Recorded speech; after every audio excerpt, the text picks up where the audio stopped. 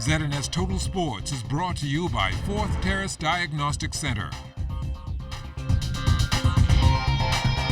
Welcome to sports, everybody. The Bahamas swinging into action today at the Americas Zone 3 Davis Cup tie in Costa Rica. The 2-4-2 playing out of Group A. They start out with Antigua and Barbuda. Philip Major Jr. taking to the court first. He got the Bahamas off to a winning start, taking his match in straight sets over Shakir Elvin 6-1 and 3 in an hour and 7 minutes. It was a fantastic match. It was pretty clean. Second set was some bumps, but I was able to overcome those bumps and came out on the top. And now it's time to recover for my next match. Baker Newman taking to the court next, trying to secure the team win, but this time around, Antigua would flip the script.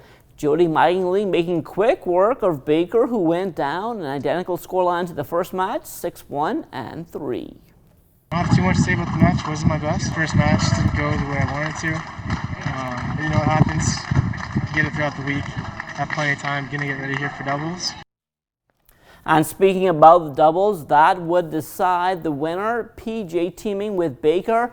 They easily took the first set 6-2 and got an early break in the second and closed it out, winning that set 6-3. Team Bahamas is off tomorrow. They play Costa Rica on Wednesday, the U.S. Virgin Islands on Thursday, before closing out pool play against Puerto Rico on Friday. The playoffs are set for Saturday. Based on the new Davis Cup format, up to 3 countries can be promoted to Zone 2 for 2020, but that won't be determined until after all the qualifiers are finished.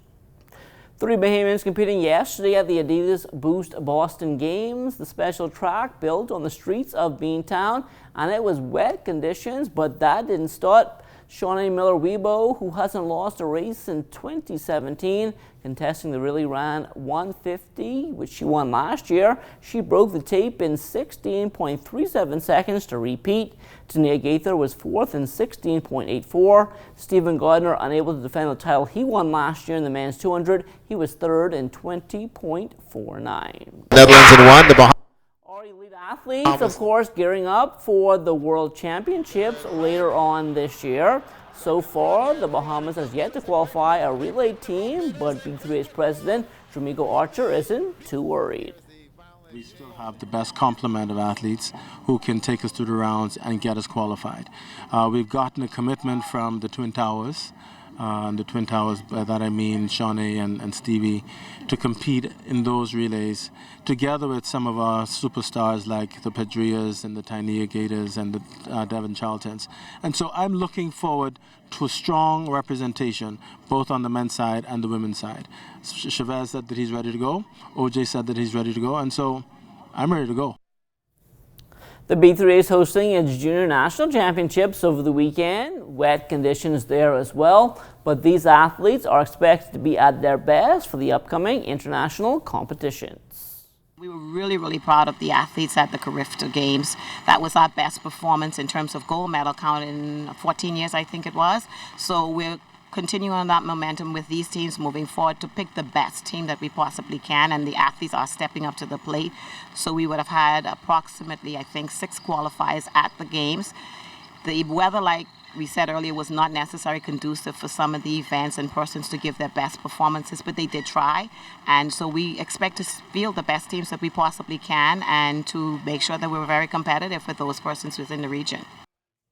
Taran Knowles, the latest Bahamian bodybuilder to earn his pro card. He achieved that honor in Montreal, Canada over the holiday weekend, competing in the men's physique open class. The experience was big because I represented my country. I also represented myself, and to be amongst, an elite athlete in my eyes, it's pretty decent, to be compared to people you don't know, but to build a bond with, even with that aspect, and to actually finally win, it's pretty cool. So I'm pretty happy at this point. Never been in this position before, so new feeling, but it's a new blessing. It definitely means I don't have to do the amateur circuit anymore. It actually gives you more opportunity as it relates to endorsements, as it relates to traveling more, representing the country even in a bigger scope. It also gives a chance for you to be a platform and to be a stepping stone to other people as well, as especially an athlete.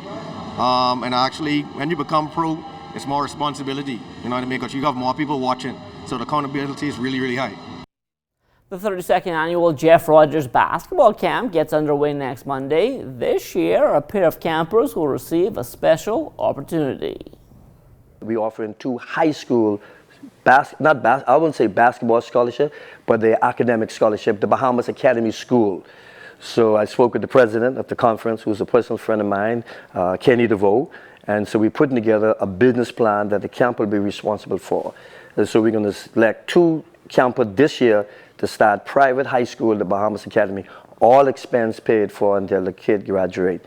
Now, Bahamas Academy is going to be working with the instructors to decide on what qualify a camper to, and I have nothing to do with it in terms of choosing the campus.